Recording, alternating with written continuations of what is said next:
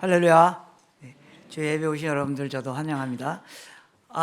제가 오늘 같은 날 교회 오라 그러면 저는 왔을까 이 생각합니다. 갑자기 춥고 또 내일부터 연휴고 저는 안 왔을 가능성이 많습니다. 여러분 이 추운 날 또 이렇게 모여주셔서 또 이렇게 찬양하는 모습을 보면서 제가 너무 많이 은혜를 받았습니다. 제가 나중에 마무리할 때도 얘기하겠지만 찬양 통해서 여러분들 찬양하는 모습들 통해서 큰 은혜를 받았습니다. 제가 이쪽으로 옮긴 다음에 처음 온 겁니다. 제가 저쪽에 그 상가에 있을 때는 꽤 여러 번 것을 끄떡끄떡 하신 분들은 이게 오래 다니셨던 분들이고 저 사람 누구야 이런 분들은 교회 이쪽으로 옮기시면서 오신 분일 수도 있습니다. 오늘 사도행전 1장 1절부터 14절 혹은 15절 앞부분까지 우리 같이 살펴보면서 하나님 나라의 일이 어떻게 시작될 것인가 라는 제목으로 나누길 원합니다. 여러분 사도행전은 누가복음의 후속편입니다. 그죠? 그래서 1절에 내가 먼저 쓴 글에는 그래서 먼저 쓴 글이란 말은 누가복음을 말하는 거죠. 그래서 예수께서 행하시고 가르친 것을 기록한 겁니다.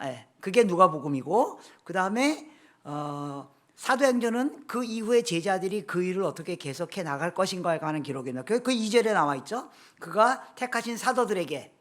그래서 사도행전의 내용들은 예수님이 택한 사도들이 어떻게 예수님의 일을 계속해서 이어갔는가에 관한 내용이죠. 그래서 그것을 기록한 것이다. 그게 사도행전이죠.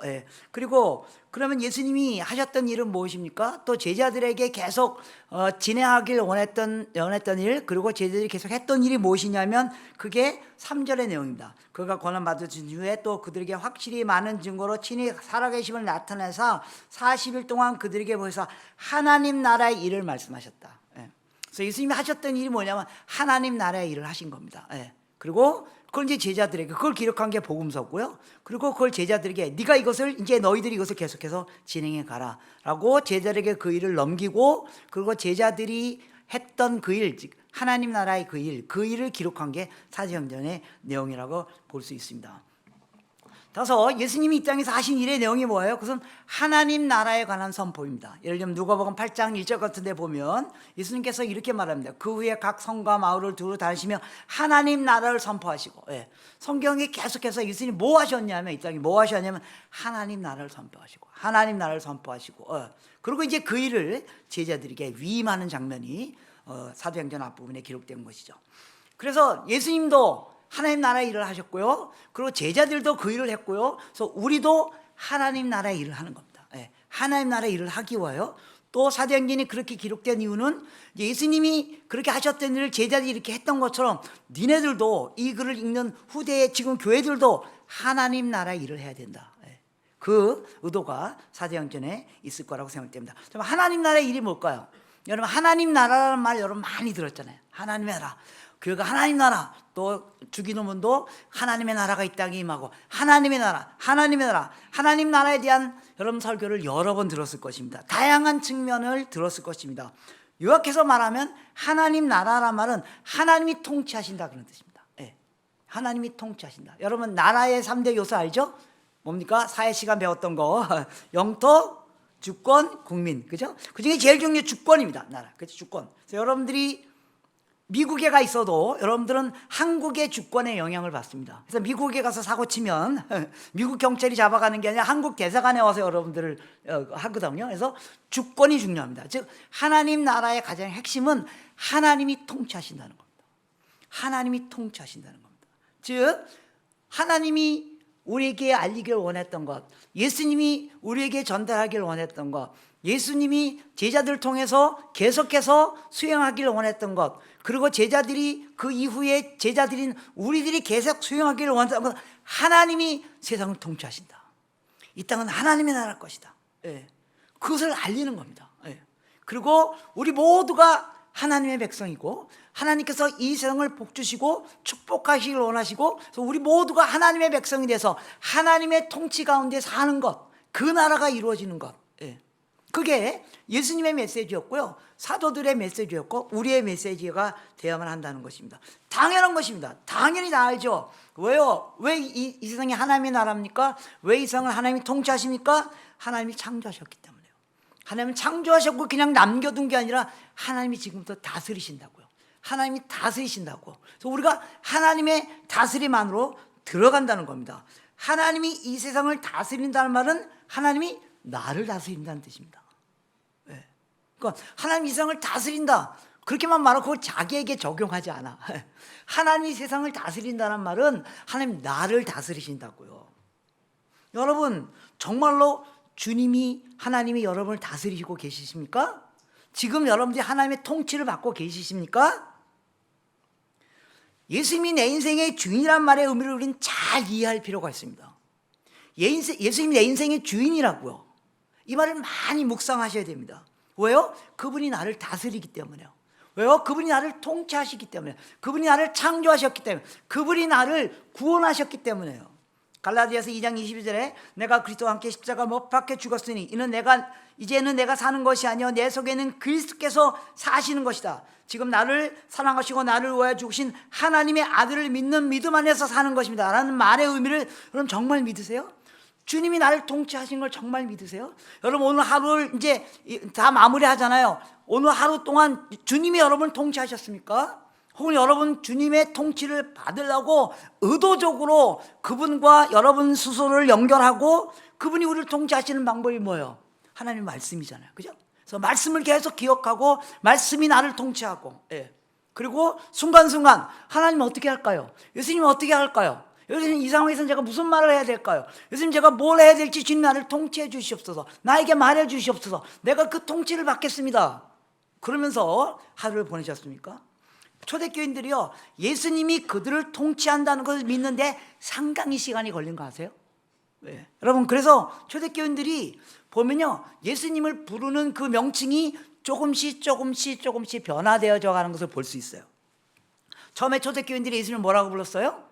나사렛 예수. 네. 그러니까 나사렛에 태어난 한 청년이라고 생각했어요. 근데 조금 지내다 보니까 이분이 성경을 푸는데 어마어마한 거예요. 예, 회당에 올라가서 막 성경을 막 이사해서 막 푸는데 당시 랍비가 깜짝 놀랄 정도로 권위를 갖고 권위 있는 말씀을 풀어내는 거예요. 구약의 그 본문들을. 그래서 제교인들이 그들 보고 뭐라고 그래요? 예수님 보고 뭐라고? 랍비라고 불렀어요. 선생님, 성경을 잘 가르치는 선생님. 그런데요, 조금 더 그분하고 지내고 그분 따라다니고 그러면서 그분의 말씀을 듣고 그분이 십자가에 돌아가시고 죽으시고 부활하신 사건을 통해 그들이 뭐를 깨달으면, 아, 이분이 바로 오랫동안 구약에서부터 예언했던 그 메시아구나. 그분이 바로 우리를 구원할 자구나. 여러분, 메시아라는 말은 무슨 뜻이죠? 자기 백성을 저희 죄에서 구원할 자다. 아, 이분이 바로 구약에서 오랫동안 선지자들이 얘기했던 나를 나의 죄에서 구원해낼 그분이구나. 그래서 초대교인들이 예수님을 뭐라고 불러요? 예수 그리스도. 나사렛 예수 그리스도. 예, 주님이 나를 구원하신 분이구나. 여러분 다 믿으시죠? 예. 그런데요, 조금 더 지나면 초대교인들이 예수님을 부르는 명칭이 또 바뀌어요. 뭐라고 불러요? 주 예수 그리스도. 그분이 나를 구원하신 분 정도가 아니라 그분이 내 인생의 주인이구나. 그분이 나를 구원하셨을 뿐만 아니라 그분이 내 인생의 주인이구나. 그래서 바울이 조금 전에 얘기한 것처럼 이제 내가 사는 게 아니고 그분이 내 인생을 사는 거구나. 왜요? 골로새서 이런 데 보면 초대교인들이 이분이 바로 하나님이구나, 이걸 나중에 깨달은 거예요. 이분이 천지를 창조하신 분이야. 그분이 나를 구원하신 분 정도가 아니라 그분이 나를 창조하시고 그분이 내 인생의 주인이구나, 이걸 깨달았다고요. 예수님에 대한 생각이 점점 변해져 가는 겁니다. 여러분들은 지금 예수님에 대한 생각이 어디에 와 있어요? 여기에 예수님은 그냥 역사에 존재했던 한 인물입니다. 그 정도는 훨씬 뛰어넘었죠. 그분은 아주 정말 대단한 선생님이었습니다. 그 정도도 뛰어넘었겠죠. 그분은 나를 구원하신 분입니다. 다 거기에는 도달해 있으시겠죠? 왜? 그래서 그분 믿으면 내가 영원한 생명 얻는다고요. 그분 믿으면 내가 죄가 다 사함을 받고 나의 모든 것들이 내가 하나님께 복을 받는다고요. 거기까지 이르셨죠. 한 걸음 더 나와서 그분이 내 인생의 주인이라는 데까지 이르셨습니까? 그분이 나를 통치하신다고 하는 믿음에까지 이르셨냐고요. 여러분, 그래서 초대교인들이 예수님을 주 예수 그리스도라고 부르시고, 이 주란 말이요, 헬라어로 큐리오스라는 단어예요. 이 큐리오스라는 단어는 당시 황제에게 붙이는 단어였어요. 초대교인들이 뭘 결정한 거예요? 이제까지 로마 시대에 황제가 내 인생의 주인이었다고요. 나는 황제 밑에서 황제 백성으로 살았다고요. 근데 그들이 뭐를 선포합니까? 당신이 내 인생의 주인이 아니라 예수 그리스도가 내 인생의 주인이다. 나는 예수 그리스도의 통치를 받는 사람이 될 것입니다 라고 결단을 내렸다는 겁니다. 왜요? 그분이 나를 통치하시기 때문에. 그걸 깨달았기 때문에. 그래서 그 결정을 했기 때문에 초대교인들은 무슨 일을 당했어요? 목숨을 내어놔야만 했다는 겁니다. 황제가 당신이 내 인생의 주인이 아니고 예수 그리스도가 내 인생의 주인이라는 것을 선포하고 그렇게 살았기 때문에 그들은 목숨을 내어야만 했습니다. 우리가 지금 그 지점에 이루고 있습니까? 그래야지 하나님 나라를 우리가 소유하고 있는 겁니다. 하나님의 통치를 받는 거라고요. 만일 주님이 내 인생의 주인이라는 것을 제대로 이해하고 믿기만 했다면 우리 신앙이 완전히 달라질 수 있습니다.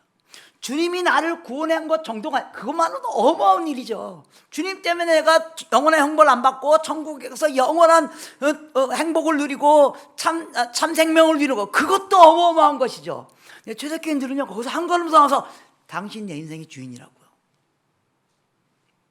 만일 저와 여러분이 예수님이 내 인생의 주인이라고 선포하고 살면 화낼 이유가 없다고요. 왜 화가 나요?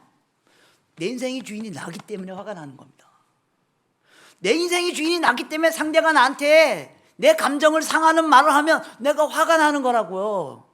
내 인생의 주인이 내가 아니면 상대가 나의 감정을 건드려도 화가 날 이유가 없다는 겁니다. 왜? 왜요? 내 인생의 주인이 예수이기 때문에. 만일 이 문제만 우리가 하나님 나라의 통치를 받는다는 것이 의미하는 바가 뭔지 우리가 제대로 이해하면 우리의 기도가 달라질 것입니다. 여러분, 우리가 예수님이 원하는 대로 살겠습니다, 예수님 따라가겠습니다 하면서도 지독하게 예수님이 하라는 거 반대로 하는 거 아세요? 대표적으로 우리 예수님이 하지 말라는 대로 하는 게 뭔지 아세요? 기도입니다. 예수님이 어떻게 기도하지 말라 그랬어요? 무엇을 먹을까? 무엇을 입을까? 어떻게 살까? 그런 기도 하지 말라고. 이건 하수들이 하는 기도라고요. 이방인들이나 하는 기도라고요. 근데 우리는 이를 악물고 무엇을 먹을까? 어떻게 살까? 어디에 살까? 이렇게 설교하는 저도 오늘 아침에 그런 기도 했거든요. 전셋집 주인이 나가라 그래가지고 돈 5% 올린다 그래가지고 이거 어떻게 하나님 좀 이거 해결해 주시자. 무엇을 먹을까? 어디에 계속 그렇게 기도하고 예수님이 그게 하수들이 하는 기도라고요. 제가 오늘 아침에 하수들이 하는 기도를 했다고요.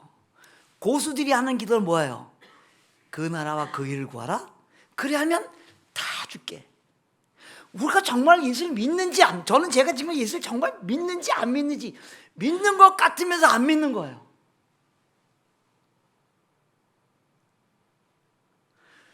하나님의 통치를 안 받고 있는 거예요. 또 주님이 이렇게 말했잖아요. 주님이 당시 종교 지도자들에게 이렇게 말했어요. 너희들은 이웃을 사랑하고 원수를 미워하라는 말을 들었으나 나는 너에게 말하노니 원수를 사랑하라고. 저는 여러분들을 사랑하지 않습니다. 농담입니다. 여러분 제 이웃이기 때문에. 저는 무슬림을 사랑합니다. 제 원수이기 때문에요. 그래서 힘들다고요. 그래서 짜증난다고요. 그래서 화가 나기도 한다고요.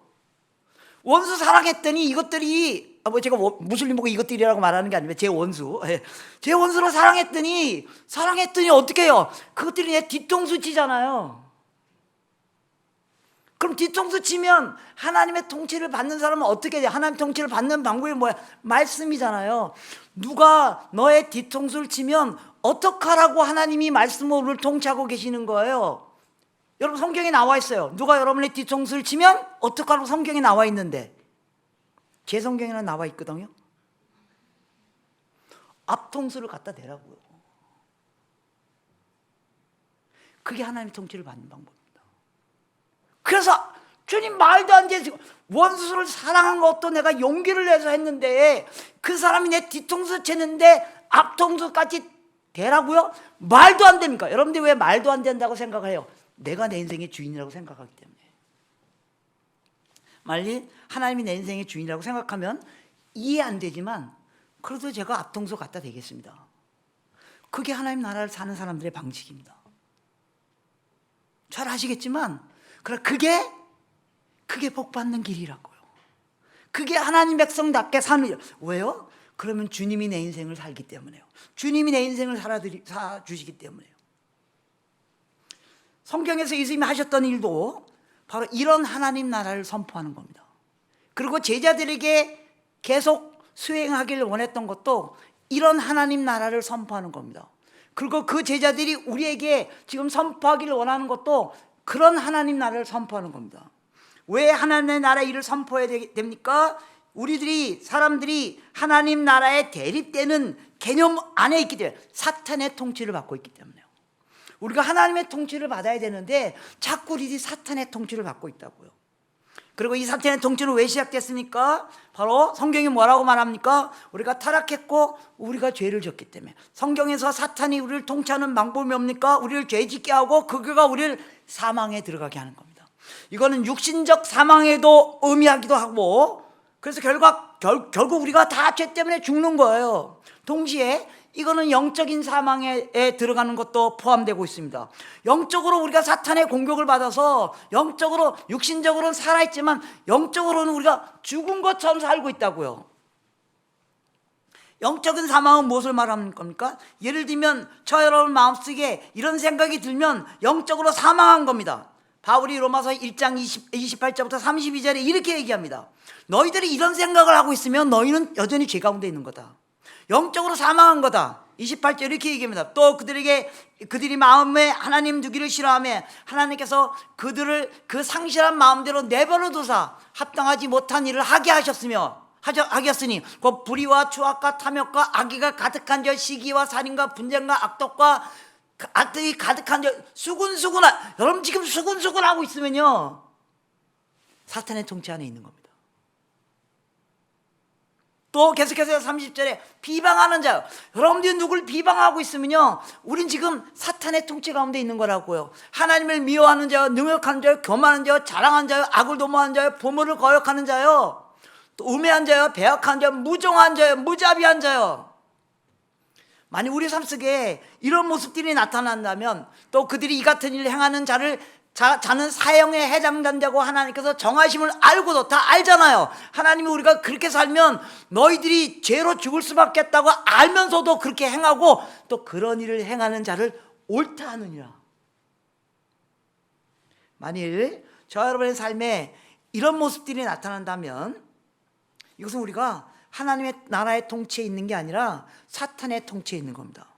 그리고 이런 사탄의 통치에 대한 반격을 가하기 위해서 하나님이 계획을 세우셨다고요. 그 사탄이 더 이상 우리를 통치하지 못하게 하여 하나님이 반격을 가하는 그 계획을 세웠는데, 그 계획의 최종적 성취가 누가요? 예수님께서 십자가에 돌아가시고 부활하신 사건을 통하여 사탄의 나라가 무너지고 하나님 나라가 시작됐다는 것을 이미 우리에게 선포하셨고, 그리고 이 하나님 나라가 모든 사람들에게 확산되어야 할 그 일을 제자들에게 선포하신 것입니다. 성경에서 말하는 하나님 나라의 비밀, 성경에서 하나님 나라의 비밀이 있다, 하나님 나라의 비밀이 있다 계속 말하잖아요. 예수님께서 하나님 나라를 가르칠 때 어떻게 봤어요? 하나님 나라는 비밀이 있다. 그래서 그것을 잘 알아듣지 못하기 때문에 비유로 말씀하시는. 그리고 비유가 뭐예요? 일종의 농담 같은 거, 혹은 이렇게 격언. 알아듣는 사람은 알아듣고 못 알아듣는 사람은 잘 못 알아들어요. 여러분 조크 있잖아요. 조크가 형성되려면 어떤 사람이 있어요? 물론 조크를 하는 사람, 두 번째 조크를 딱 듣는 순간 순간적으로 웃는 사람, 그 다음에 안 웃는 사람, 그 다음에 영원히 안 웃는 사람, 그 다음에 집에 가서 웃는 사람. 그래서 이게 약간 수수께끼 같은 그게 비유예요. 그래서 하나님 나라가 어떤 것인가를 알아듣는 사람 금방 알아들어요. 어떤 사람은 한참 지난 다음에 그렇구나. 또 어떤 사람은 오랜 시간이 지나도 못 알아듣잖아요. 하나님 나라의 비밀인데 그 비밀이 뭐예요? 예수님이 예수님이 오셔서 십자가에 죽으시고 부활하심으로 말미암아 사탄의 세력이 완전히 괴멸되어졌지만, 그러나 그 사탄의 나라의 완전한 괴멸은 언제 온다고요? 예수님 재림하실 때. 이게 비밀이에요. 이게 비밀이에요. 예수님이 초림과 재림. 그리고 그 초림과 재림 사이에 무슨 일이 일어나야 된다고요?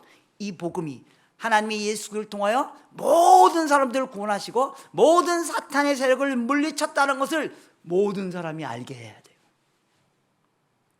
이게 하나님 나라의 비밀이에요. 그리고 그래서 마지막에 예수께서 재림하시고 주님이 다스리는 그 나라가 오면 어떤 일이 일어난다고요? 주님이 다스리는 그 나라가 오면 이사야서 35장 1절부터 5절에 있는 것처럼 주님이 다스리는 하나님 나라가 완전히 이 땅에 오면 어떤 일이 있는다고요? 사막이 꽃동산 되고 독사굴에 어린아이가 손 놓고 장난쳐서 물지 않는 참사랑과 기쁨의 나라가 올 거라고요. 사막에 샘이 넘쳐 흐르고 사막에 꽃이 피어나고 향내내고 주님이 다스리는 그 나라가 오면 사막과 같은 것도 꽃동산이 될 것이고요. 사자와 어린 양이 함께 뛰놀고요. 함께 들고는 참사랑과 기쁨의 나라가 온다고요. 주님 오실 때 그 나라가 온다고요. 또 이사야서 2장 1절부터 5절에 있는 것처럼 이사야가 봤던 환상이 뭐예요? 이사야가 2절에 보면 말일에, 즉 마지막 날에, 2절에 이렇게 되어 있습니다. 말일에, 무슨 뜻이에요? 마지막 날에, 주님 오시는 날에 무슨 일이 일어난다고요? 4절로 넘어가 보시면요, 주님 오시는 날에 그가 열방 사이에 판단하시며 많은 백성들을 판결하시니 무리가 칼을 쳐서 보습을 만들고 창을 쳐서 낫을 만들 것이니 이 나라와 저 나라가 다시는 칼을 들고 서로 치지 아니하며 전쟁을 연습하지 아니라. 여러분, 주님의 나라가 오면요, 사람들이 어린아이가 독사굴에 손 놓고 장난쳐서 물지 않고요, 사자가 염소가 함께 풀 떴고요. 여러분, 사자와 염소가 함께 있으면 무슨 일이 일어나요? 잡아먹잖아요. 정말로 같이 있으면 안 되는 존재들, 정말로 같이 있으면 누군가 한 사람 죽어야 되는 존재들,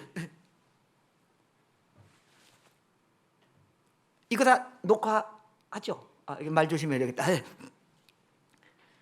저희 교회도요, 정말 같이 끼시는 사람이 13명 정도 있거든요. 그 사람들만 나가면 우리 교회가 꽃동산 될 것 같아요. 그런데 그런 사람들이 함께 풀을 뜯는다고요. 상상만 해보세요.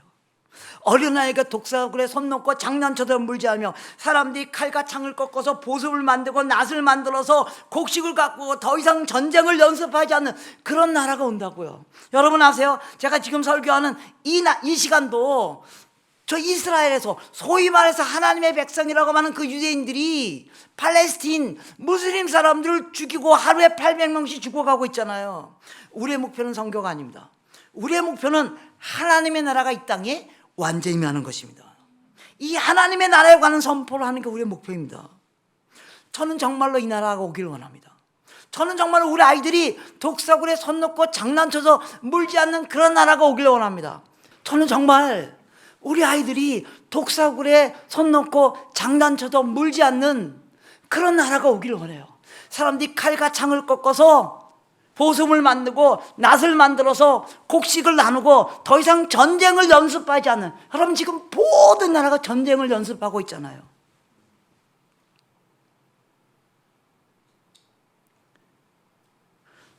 여러분 불렀던 마지막 찬양이요, 주 예수의 나라 곧 오겠네 오겠네, 옳은 길 따라라 의의 길. 여러분, 주 예수의 나라가 곧 오게 하는 거, 그게 옳은 길입니다. 그게 우리가 따라야 할 길입니다. 그게 예수님께서 성취하길 원했던 목표였고, 그리고 그 일을 성취하시고 일부분 초림으로 성취하시고 이제 그분께서 다시 오실 때까지 그 일을 성취하라고 제자들에게 이야기하고, 그리고 그 사도들이 우리가 교회에 넘겨준 일, 하나님 나라의 일,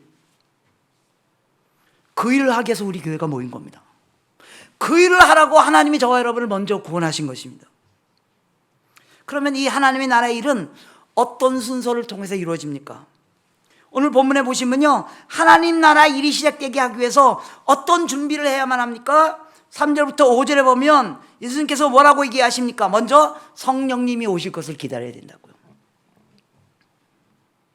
4절에 사도들과 함께 모이사 그들에게 분부하여 이르되 예루살렘을 떠나지 말고 내가 내게 들은 바 약속하신 것을 기다리라. 그 약속하신 게 뭐예요? 5절에 요한은 물로 세례를 베풀어서 너희는 못 나리려 성령의 세례를 받게 될 것이다. 성령님이 너희에게 올 것이다. 너희들이 이제 하나님 나라 일을 하려면 성령을 받아야 된다. 성령이 너희에게 올 것이다. 예루살렘을 떠나지 말고 기다리라. 여러분, 초대교회 사도들이 왜 예루살렘을 안 떠났는 줄 아세요? 그들이 막 두려워하면서도 예루살렘 로마 군병들이 그들 막 잡으러 다녔잖아요. 제자들이 예수님의 시체를 딴 데 숨겼다 그래가지고. 그래서 제자들에게 제일 어려운 장소가 예루살렘입니다. 거기 있으면 잡혀가거든요. 그래도 그들이 막 두려워서 하면서도 숨어가지고 다락방에 숨어가도 예루살렘 안 떠났다고요. 왜요? 예수님께서 예루살렘을 떠나지 말고 기다리라고. 내가 너에게 성령을 보내줄 거라고. 하나님의 나라의 일을 실천하기 위하여 제자들이 제일 먼저 준비한 것은 성령을 기다리는 일입니다. 왜 그렇습니까? 왜 성령을 기다려야만 합니까? 요한복음 16장 13절 14절에 보면 주님께서 이렇게 말씀하죠. 내가 가면 내가 너에게 보혜사 성령을 보내줄 것이다. 요한복음 16장 13절 14절에 그래서 진리의 성령이 오시면 그가 너희를 모두 진리 가운데로 인도하실 것이다. 그리고 그가 자의로 말하지 않고 오직 듣는 것을 말하면 장래 일을 너에게 알려줄 거라고요. 너희들이 하나님 나라를 어떻게 만들어 갈지 성령님이 알려줄 거라고요. 성령을 기다리라고요. 또 요한복음 14장 7절에 보면요. 그러나 내가 실상 너에게 말하노니 내가 떠나는 것이 너에게 유익하니라. 내가 떠나지 않으면 보혜사가 너에게 오지 아니할 것이다. 내가 떠나는 게 어쩌면 너에게 좋다. 왜냐하면 보혜사란 말은 도우미 그런 뜻이지 않죠? 너희들의 삶을 너희들이 하나님의 나라 일을 할 때 최고의 도우미가 너희 가운데 올게 될 것이다. 그리고 요한복음 14장 16절에 보면 그가 너희들과 영원히 함께 할 것이다. 하나님의 나라 일을 준비하는 사람들에게 있어서 제일 먼저 준비하는 것은 성령을 기다리는 것입니다. 성령을 기다리는 것부터 시작됩니다. 여러분, 이거 오늘날 우리에게도 마찬가지입니다. 여러분, 오늘 하루는 성령을 기다리는 것부터 시작되어야만 합니다. 올 한 해 우리가 세운 여러 가지 목표들이 성취되기 위해서는 성령을 기다리는 일부터 시작해야 됩니다. 우리가 하나님의 나라 일을 이루고 가는 일의 성공은 성령을 기다리는 것부터 시작되어야만 합니다. 여러분, 오늘 하루의 인생의 성공은 성령을 기다리는 것부터 시작됐는가 안 했는가에 달려 있습니다. 우리가 하루를 시작할 때 성령님 나를 찾아와 주시옵소서. 나를 진리로 인도하여 주시고 깨닫게 하시고 무슨 말을 할지도 알려주고 성령님께서 걱정하지 말라고 내가 무슨 말을 할지 다 알려줄 거라고 라고 시작하지 않았다면 저와 여러분의 오늘 하루는 이미 실패입니다. 만일 저와 여러분의 교회가 한 해를 시작할 때, 한 달을 시작할 때, 혹은 새로운 어떤 일을 시작할 때 성령을 기다리는 일부터 시작하지 않으면 이미 실패입니다. 제자들은 그 예수님의 말씀의 의미를 정확히 잘 몰랐지만 그 말씀에 순종하여 성령을 기다리고 있었다는 겁니다. 그리고 그 약속대로 성령이 오신 것입니다. 두 번째, 하나님 나라 일을 하기 위해서는요, 하나님의 나라가 언제 완성되는지를 정확히 알고 있어야 됩니다. 그래서 6절에 제자들이 이렇게 물어봤습니다. 그들이 모여 있을게 여쭤되 주께서 이스라엘의 나라를 회복하심이 이때입니까? 여러분, 초기 유대인들이 갖고 있었던 하나님 나라의 개념은 이스라엘이 회복되는 거예요. 그래서 여기서 이스라엘이 회복되심이란 말이 하나님 나라는 언제 옵니까? 똑같은 문장이에요. 그러니까 유대인들은 이스라엘이 회복되는 게 하나님 나라라고 생각했었다는 겁니다. 그 잘못 알고 있었던 거죠. 나중에는 이제 그들이 그걸 밝혀서 이 하나님 나라의 회복은 이스라엘이 회복되는 것 정도가 아니라 온 세상이 회복되는 것을 말하는구나. 나중에 깨달았지만 아무튼 이스라엘이 회복되심이 언제입니까? 이 말은 하나님 나라는 언제 옵니까? 이 질문이라는 겁니다. 여기 대해서 예수님께서 세 가지를 얘기하십니다. 첫 번째 7절에 하나님 나라가 언제 오는지는 아무도 모르고 하나님만 아신다는 겁니다. 이르시되 때와 시기는 아버지께서 자기 권한에 주시니 너희가 알 바냐. 하나님 나라가 언제 오는지는 네가 몰라도 된다. 이건 하나님의 섭리에 해당되는 문제이다. 두 번째, 그런데 언제 오는지는 잘 모르지만 어떤 형태로 오느냐 11절에 그것을 말하고 있습니다. 예수님의 재림으로 온다는 겁니다. 예수님이 다시 오실 때가 하나님 나라가 오는 거라는 겁니다. 11절에 이르되 갈릴리 사람들아 어찌하여 서서 하늘을 쳐다보느냐. 너희 가운데 하늘로 올라오신 이 예수가 하늘로 가심을 본 그대로 다시 오실 것이다. 주님이 재림하실 때가 하나님 나라가 완성되는 시기입니다. 세 번째, 그러면 예수님은 언제 자신이 재림하실 거라고 말씀하셨습니까? 오늘 사도행전에 나타나 있지 않지만 마태복음 24장 14절에 주님께서 무슨 일이 일어나면 그때가 마지막이고 그때 내가 올 것이라고 분명히 말씀하시지 않으셨습니까? 마태복음 24장 14절 이 천국 복음이 모든 민족 가운데 증언되게 하여 온 세상에 전파되니 그제야 끝이 오리라. 언제 이 세상이 끝나고 언제 하나님 나라가 이 땅에 만들어진 줄 아십니까? 이 천국 복음이 모든 민족에게 전파되면 주님 오신다고. 우리가 주님이 언제 오실지 잘 몰라요. 그러나 주님은 반드시 오셔요. 그런데 그 반드시 오실 때 일어나는 현상이 뭐냐면 복음이 모든 민족 가운데 전파돼야지만 주님이 오신다는 것입니다.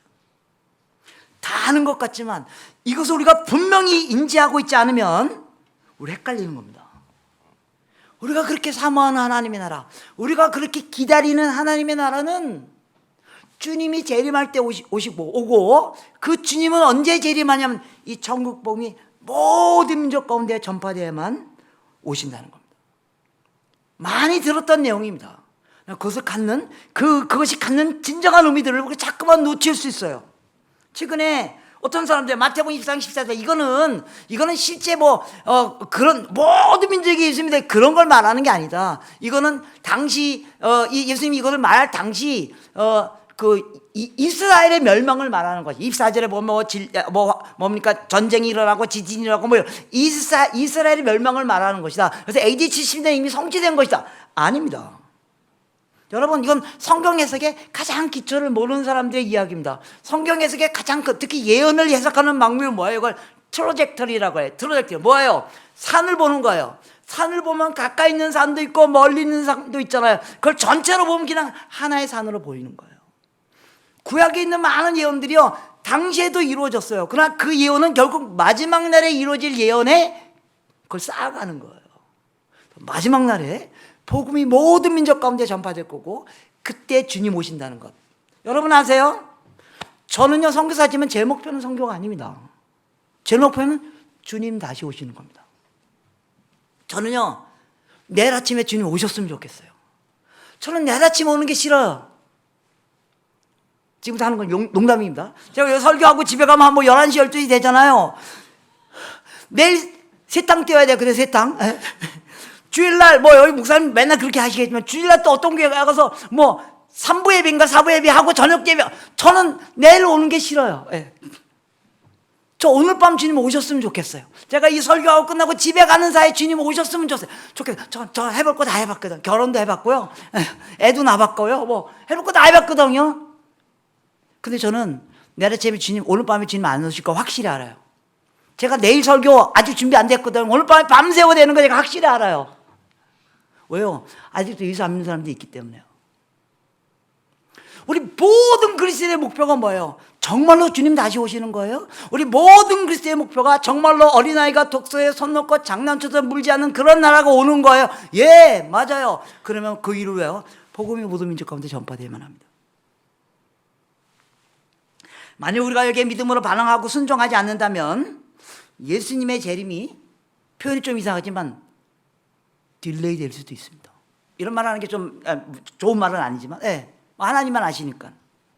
세 번째, 그들이 하나님 나라를 이루기 위해서 첫 번째 그들은 성령을 기다렸어요. 두 번째 언제 주님이 오시는지를 정확히 알기 시작했어요. 세 번째 하나님 나라의 일은요 기도하는 일부터 시작됐습니다. 14절과 15절을 보면요 여자와 예수의 어머니 마리아와 예수의 아우들과 더불어 마음을 같이하여 오로지 기도에 힘쓰니 15절 모인 무리의 수가 약 120명이나 되더라. 예수님으로부터 하나님 나라의 일을 이어받은 제자들이 준비했던 것은 그 어떤 것도 아니고요. 재정을 준비하는 것도 아니고요. 무슨 도구를 준비하는 게 아니고요. 기도하는 일이었습니다. 14절 15절을 보면 그들의 기도에 두 가지 특징이 있었습니다. 첫째는 거의 모든 제자들이 다 모였다는 겁니다. 15절을 보면 120명 정도가 모여서 기도했어요. 여러분 당시 제자들이 120명 정도 아시죠? 전체가 120명 다 모였다고요. 한 명도 빼놓지 않고 다 모여서 기도했다고요. 그래서 우리가 다 모여서 기도해야 됩니다.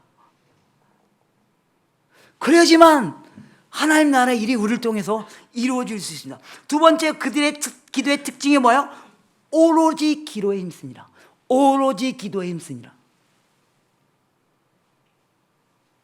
만일 그들이 그렇게 했다면 이 하나님의 나라 일을 이어갈 우리도 그래야만. 여러분, 예수님 시대에는요, 예수님만 기도한 거 아세요?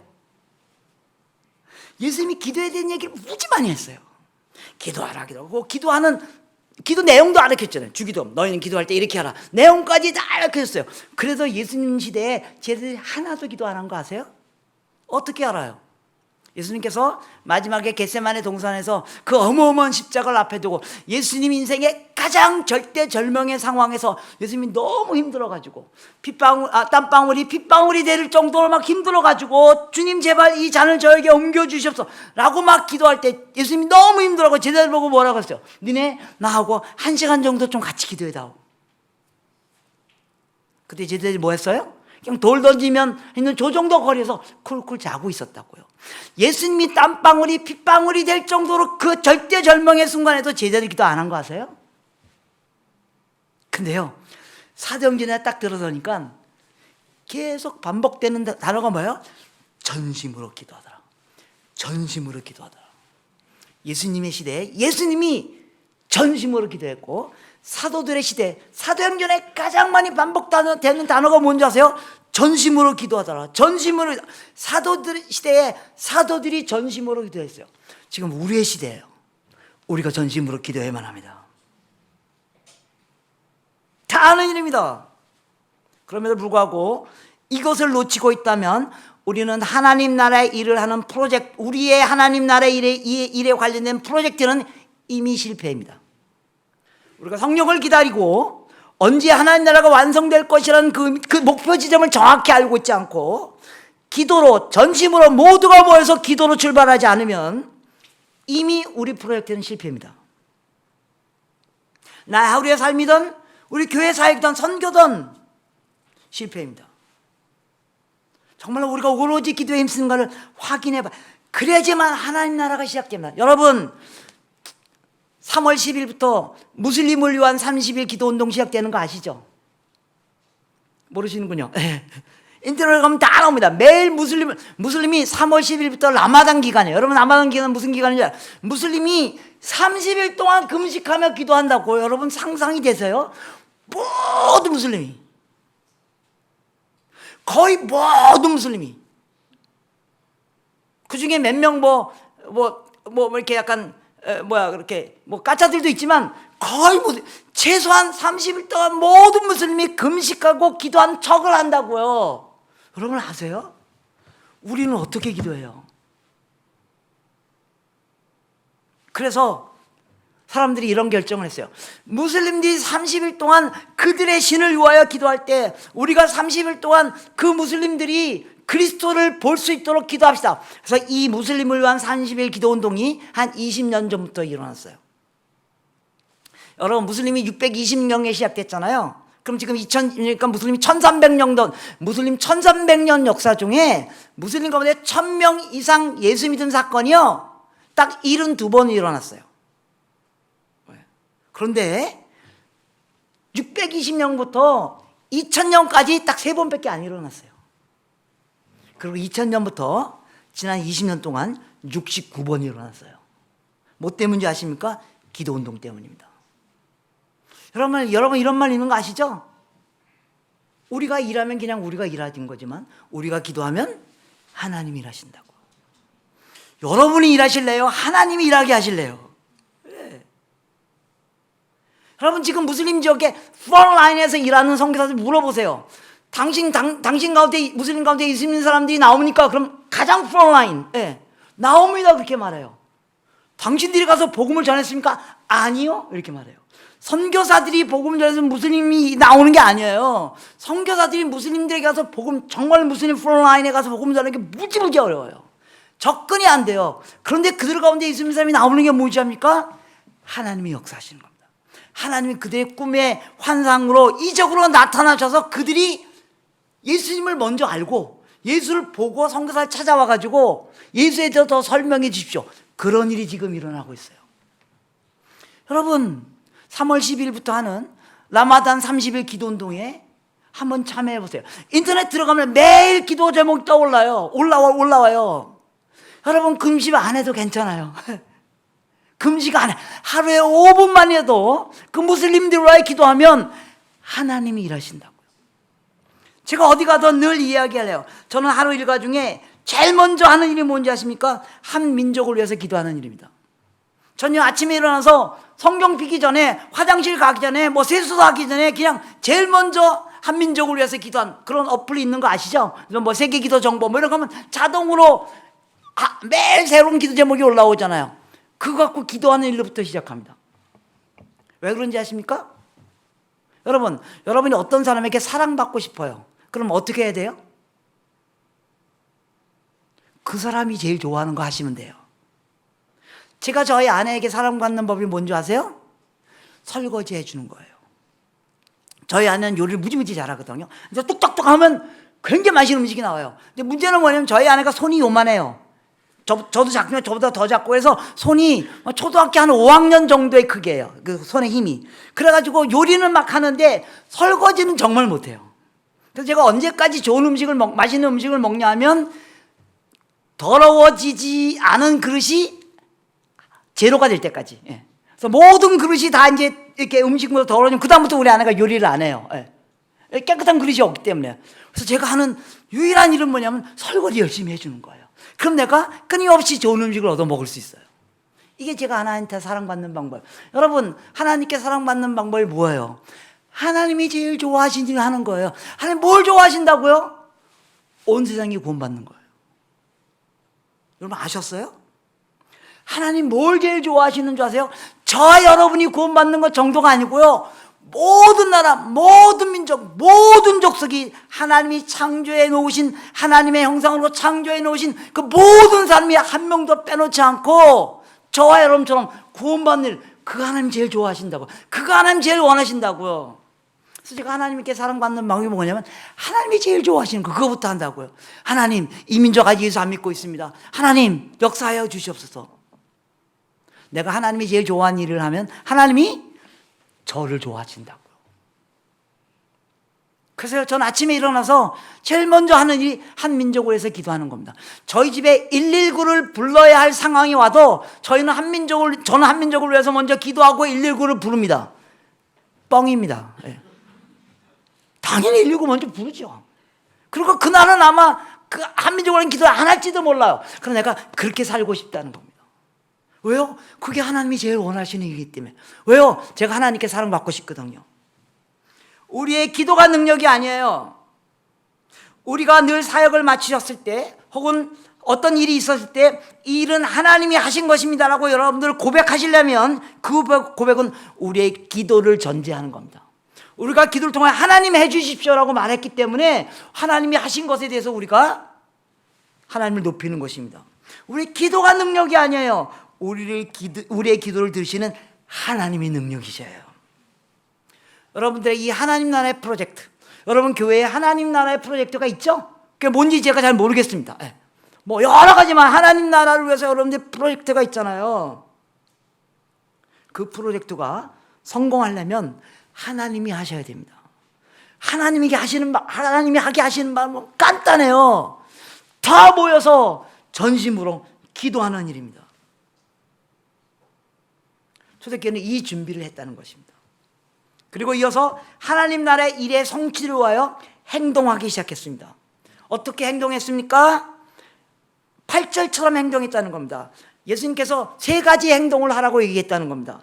8절 잘 아시는 것처럼 오직 성령이 너에게 임하시면 내가 권능을 받고 예루살렘과 유대와 사마리아 땅끝까지 이르러 내 증인이 되리라. 예. 이 본문은요, 오직 성령이 너에게 임하시면 뭐예요? 조건절이에요. 조건절. if 혹은 when 성령이 너에게 임할 때 너희가 이 세 가지 방법으로 일을 하라는 겁니다. 첫 번째, 권능을 받아서 일하라는 겁니다. 권능을 받아. 여러분, 우리가 행동하는 첫 번째 행동 방식은요, 성령의 도우심으로 권능을 받아야 됩니다. 성령의 도우심으로 내가 감당할 수 없는 것 이상의 일을 하는 걸 경험하셔야 된다는 것입니다. 성령의 도우심으로 나의 한계를 뛰어넘는 일, 성령의 도우심으로 우리 교회가 갖고 있는 캣바, 우리 교회가 갖고 있는 재정, 우리 교회가 갖고 있는 한계를 뛰어넘는 일을 하셔야 된다는 것입니다. 하나님의 나라 일을 하면서 우리가 기억해야 될 것이 있습니다. 하나님의 우리의 힘으로 하는 것이 아니라 다 하는 얘기입니다. 성령의 권능으로 하는 겁니다. 그러면요, 어떤 프로젝트나 어떤 제안이 나왔을 때 우리의 칼큘레이션을 안 한다는 겁니다. 우리가 계산하지 않는다는 겁니다. 왜요? 성령의 권능으로 하는 거기 때문에요. 우리는 하나님의 나라 일을 하면서 매일 이걸 경험하지 않습니까? 네, 여러분 그렇게 경험해 오지 않으셨습니까? 여러분 교회가 그 경험의 증거 아닙니까? 여러분 교회가 이렇게 모이고 이렇게 된 거, 하나님이 성령이 권능을 줘서 성령의 힘으로 이렇게 된 거 우리가 다 고백하지 않습니까? 그렇다면 앞으로의 우리 교회의 일은 성령의 권능으로 해야만 합니다. 제가요, 퍼스펙티브 훈련 끝났을 때마다 수료한 사람들의 간증을 들으면요, 매번 똑같은 얘기를 해요. 어떻게 하나님이, 어떻게 이런 일이 일어날 수 있습니까? 어떻게 그런 일이 일어나긴 왜 일어나? 하나님이 하셨으니까 일어나죠.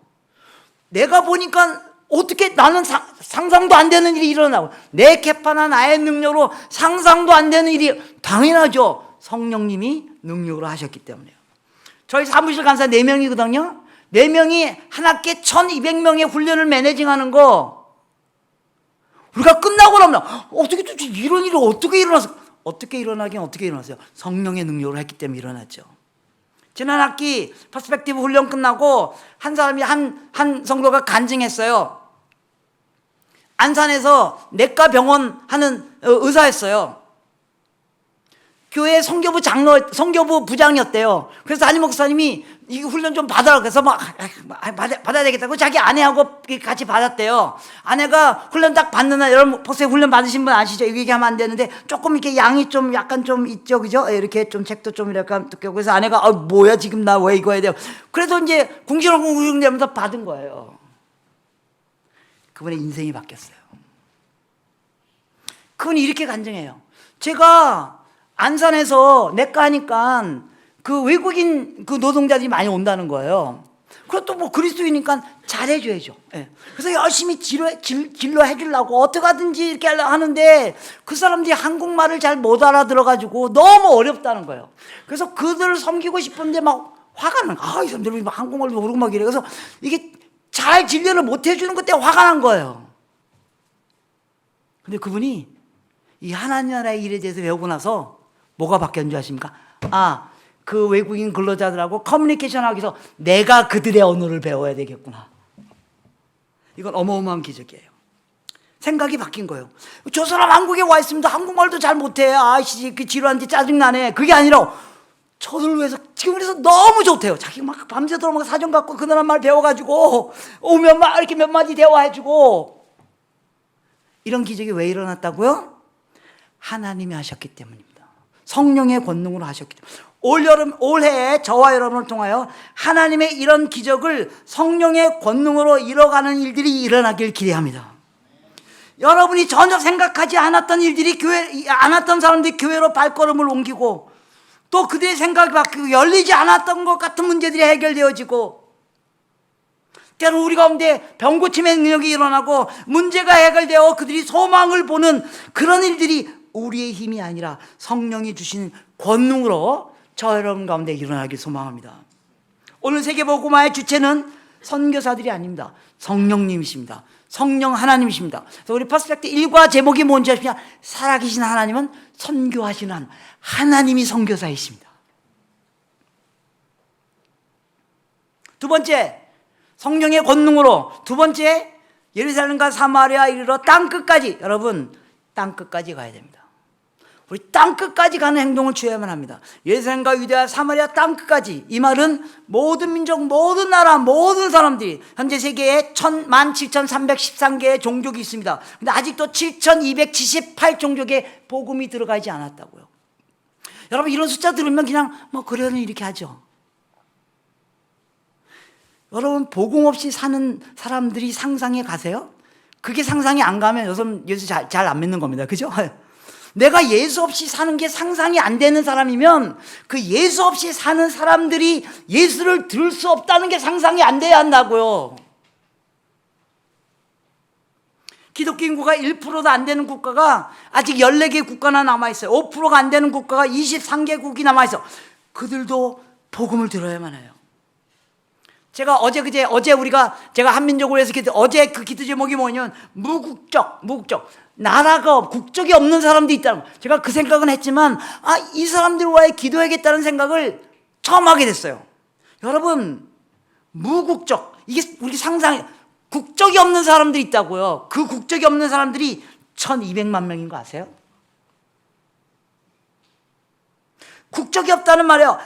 아무런 보호를 받지 않는다고요. 국적이 없으면 의료, 고용, 주택, 교육과 같은 기본 권리가 거부될 뿐만 아니라 그 사람들은 은행구자도 못 만들어요. 신분증도 없어요. 여행도 못해요. 결혼도 못해요. 그리고 그 자녀들은 또 국적 불명의 사람들이 된다고요. 모든 나라에 문제가 있지만 나라가 없다는 것보다 더 나쁜 상황은 없습니다. 하나님 마음에 제일 아파하는 사람들이 누구예요? 고아와 가부들이잖아요. 나그네들이잖아요. 국적이 없는 사람들. 그들은 서류가 없기 때문에 노동을 해도 제대로 대가를 못 받아요. 예를 들면 지금 쿠웨이트에 베두인들, 여러분 베두인들이란 무슨 말이에요? 베두인 문자가로 없는 사람들 그런 뜻이에요. 베두인들, 그냥 사막에서 왔다 갔다 하는 사람들, 그 사람들이 수백만 명 있어요. 또 네팔에서는요, 외국 남성과 결혼한 여성들의 자녀에게는 시민권을 주지 않아요. 네팔 여인 중에 외국 남성하고 결혼하면 그 아이들이 국적이 없다고요. 또 체코슬로바키아, 유고슬라비아가 분열되면서 그 어디에도 속하지 않은 집시족, 로마족, 집시족, 체코도 아니고 유고슬라비아고 그 사람은 국적이 없다고요. 방글라데시 미얀마 싸움 때문에 여러분 아시죠? 미얀마에서 그 로힝야족을 쫓아냈잖아요. 방글라데시로. 그죠?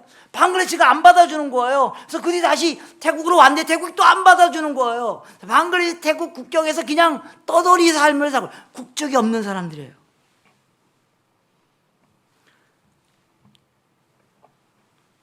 이런 사람들에게도 복음이 전화돼야 돼요.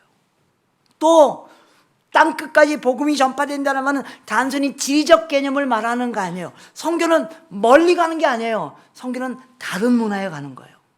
그들 문화 안에 스스로 복음을 전할 수 있는 교회가 없다면 거기에 복음이 전파돼야 돼요. 그래서 복음을 한 번 더 자기 문화 안에 자기 언어로 복음을 한 번 더 들어오지 못한 사람이 지금 어디 있어요? 우리 옆에 와 있잖아요. 우리 옆에 250만 명의 외국 유학생들, 다문화 가정들, 유학생들 와 있잖아요. 여러분 교회가 지금 그 사역을 하기 시작했잖아요. 예. 거기가 땅끝이에요. 땅끝이 지금 여러분 옆에 있어요. 여러분 교회가 최근에 이주민 외국 근로자 유학생 사역을 하기 시작했다는 얘기를 듣고 제가 얼마나 기분이 좋았는지 몰라요. 땅끝이 우리 옆에 있구나. 네. 또 이 땅끝이란 말은요, 모든 사람들이, 모든 민족이 복음을 들어야 된다는 사실을 모든 그리스도인들이 들어야 돼요. 모든 민족이 복음을 들어야 된다는 사실을 모르는 사람들이 있으면 거기가 땅끝이에요. 혹시 이 가운데도 죄송합니다, 땅끝이 있을 수 있습니다. 우리가 다가가야 할 땅끝이 있을 수 있다고요. 이 복음은 내가 구원받는 것 정도야. 모든 사람이 구원받아야 하는 거구나. 그걸 못 깨닫고 있는 사람들이 많아요. 다 아는 것 같아요. 근데 몰라요. 그래서 다음 주, 다다음 주부터 여러분 가운데 퍼스펙티브 훈련을 다시 하겠다고 목사님이 결단을 내렸습니다. 한번 참여해 보세요. 복음이 모든 사람들에게 전파되어야만 한다는 사실을 모르고 사는 그리스도인이 얼마나 만일 여러분들이 그 사실을 인정하지 않으면 저와 여러분들이 예수 못 믿었어요. 지금부터 140년 전 아펜셀러 언더우드한 25살 된 22명의 청년들이 이 복음은 나만을 위한 게 아니구나. 모든 사람이 들어야 되는구나. 그걸 깨닫고 조선이라는 미전도 종족 우상숭배에 빠져있는 종족, 굶어 죽어가고 있는 종족을 하면 그들이 25살에 자기 인생을 내려놓고 6개월 동안 배를 타고 우리 가운데 오지 않았다면 저와 여러분들은 복음 못 들었다고요. 복음은 저와 여러분들만을 위한 것이 아닙니다. 저는 이거 잘못, 우리가 너무 이기적이에요. 교회는 교회를 위해 존재하는 게 아닙니다. 교회가 건물 아닌 거 여러분 너무나 잘 아시죠? 교회는 사람입니다. 교회가 교회를 위해 존재한다는 말은 내가 나를 위해 존재한다는 말입니다. 그건 틀린 말입니다. 교회는 세상을 위해 존재하는 것입니다. 여러분, 제가 최근에 한국에 7만 8천 개 정도의 교회가 있대요. 7만 8천 개. 그 중에 퍼스펙티브 프로그램을 한 교회가 126개밖에 안 돼요. 제가 퍼스펙티브 프로그램 이렇게 막 확장하려고 그러는 게 아닙니다. 하나님 나라가 온 생에, 물론 퍼스펙티브 프로그램 확장하려고 그러는 겁니다. 한국에 있는 모든 교회가 복음은 모든 민족 가운데 전파됩니다 하는 사실을 들어야 돼요.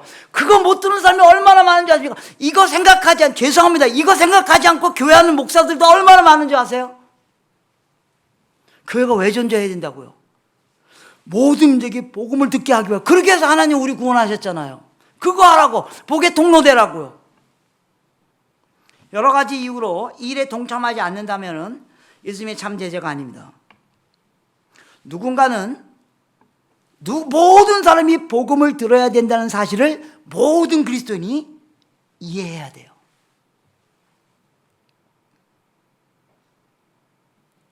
그게 하나님이 우리를 하나님의 제자로 삼으신 거예요. 마태복음 28장 19절 그러므로 내가 모든 권세를 갖고 너에게 명하노니 너희는 모든 민족으로 가서 제자를 삼아 아버지 아들과 성령 이름으로 내가 분부한 것을 가르쳐. 여러분 제자 훈련은 어디 가서 하는 건지 아십니까? 모든 민족 가서 하는 겁니다. 제자 훈련의 대상은요 모든 민족입니다.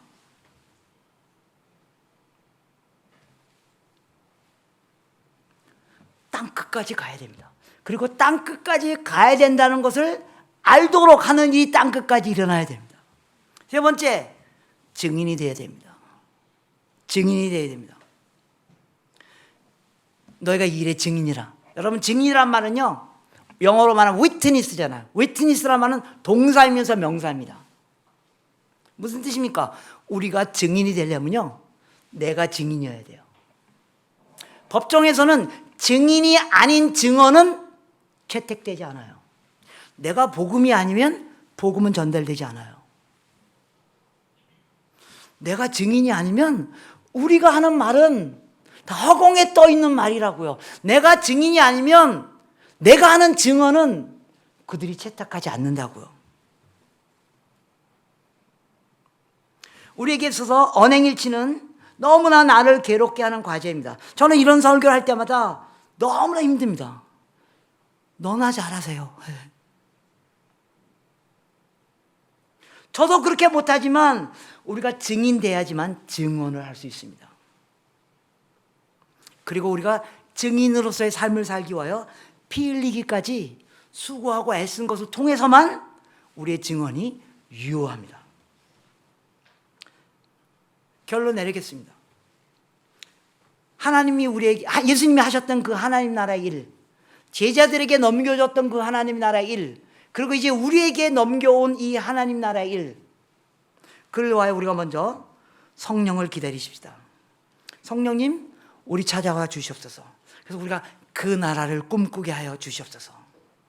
우리를 고와 같이 내버려 두지 마시고 성령님 찾아오셔서 우리가 그 나라를 꿈꾸게 하여 주시옵소서. 그래서 이 복음이 모든 민족 가운데 전파되어서 그 하나님의 나라가, 하나님의 통치가 모든 민족 가운데 선포되게 좀 그러기 위해서 제가 증인될 수 있도록 도와주시옵소서. 제가 증인이 아닌데 증언하니까 그들이 복음을 듣지 못하는군요. 제가 증인이 아닌데 증언하니까 이게 힘이 없군요. 하나님, 제가 증인될 수 있도록 하나님 도와주시옵소서. 그 기도를 우리가 같이 하면 좋겠습니다. 여러분 같이 찬양 하나 하고 기도하겠습니다. 네. 여러분 잘 아시는 말씀이죠. 성령님 우리 지금 찾아와 주시옵소서. 우리를 그와 같이 내버려 두지 마시고 성령님 우리 찾아오셔서 우리가 하나님 나라를 꿈꾸는 저희들 되게 하여 같이 기도하겠습니다. 찬양하겠습니다.